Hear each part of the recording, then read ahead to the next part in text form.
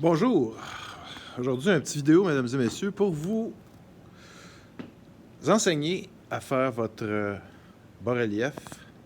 Donc, on embraye ça. Donc, voici mon sujet, l'ours brun d'Amérique. Donc, dans un premier temps, on trace sur la photo les épaisseurs, comme la topographie, donc. On peut changer de couleur, évidemment, pour chaque niveau qui va être supérieur. C'est pour créer un peu le relief qu'on va refaire avec le carton pour donner du volume à l'animal. Fait qu'on devine que le nez, ça va être la partie la plus proche. Donc, avec un crayon, là, je vais le faire en blanc. Ici, j'avais déjà fait ça en blanc. Donc, erreur. Je vais me prendre une autre couleur. Ça soit moins... Ça porte moins à confusion. Évidemment, le travail, la photo est sombre. Ça me prend des couleurs un peu plus vives, plus claires, qui vont ressortir. Donc, j'avais déjà fait ici, là, le contour ici du museau. Là, je vais aller vraiment avec son pif, là, la partie la plus proche. Je peux utiliser le même jaune que j'ai utilisé pour le contour, mais je peux mettre des lignes qui signifient que ça va être la partie qui va être la plus proche. OK? Fait qu'on continue comme ça. J'imagine que je vais peut-être en faire 3 pour la tête. On peut évidemment en faire moins qu'on va en avoir sur le vrai projet avec le carton. Là. On peut se dire, vous pouvez vous mettre des symboles, là, comme mettons ici. Mettons, vous mettez un autre étage, là, vous dessinez un autre étage topographique de carton. Vous pouvez écrire x2. Évidemment, en le rapetissant un petit peu dans les... quand vous allez les découper, pour que ça fasse un effet un peu plus pyramide que juste vraiment un cylindre de carton empilé, là, vous comprenez? J'espère que vous comprenez. Fait que, on continue avec ça. Donc, j'ai tracé les lignes sur ma photo de mon animal. Donc, vous vous souvenez que j'avais montré celui de Madame Ballant avec son chien, des couleurs différentes pour chaque niveau.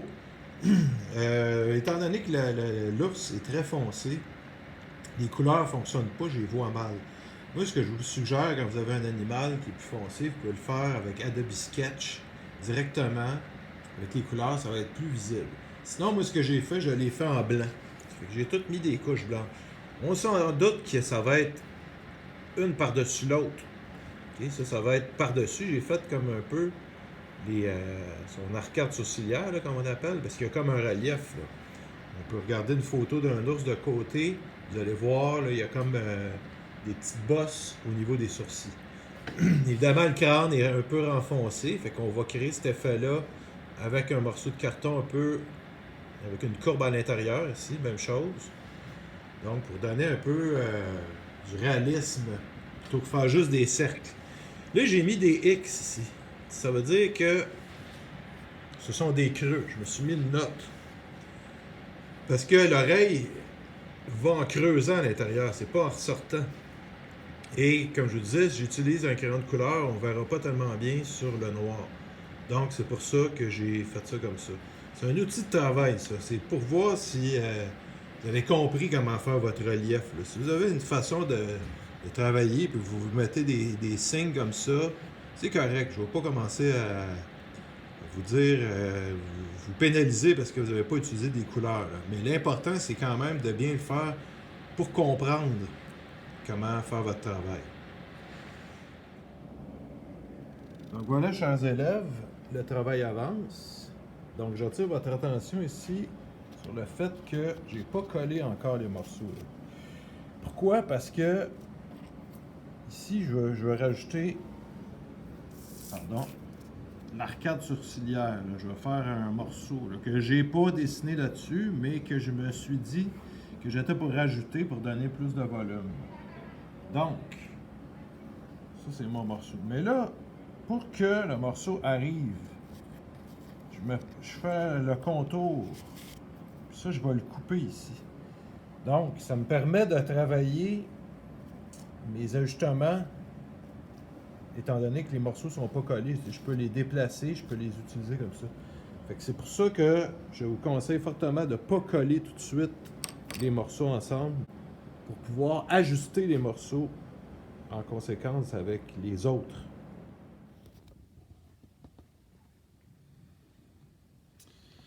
Donc voilà, j'ai collé chaque morceau à sa place. Le bas-relief est solide. Ça tient comme il faut. Évidemment, je l'ai laissé sécher. Donc pour coller ça, vous appliquez derrière chaque morceau, là, à l'endos, là, derrière les morceaux, vous appliquez de la colle, vous l'étendez. On place ça, on laisse sécher ça. Donc, première étape de terminer. Deuxième étape, il va s'agir de recouvrir ça pour avoir les couleurs que vous avez sur votre photo d'origine. Qu'est-ce que vous pouvez prendre comme matériau recyclé? Évidemment, des choses pas trop épaisses pour ne pas perdre les détails du bas-relief. Ça peut être du papier de magazine avec les couleurs qui correspondent à celles de votre animal.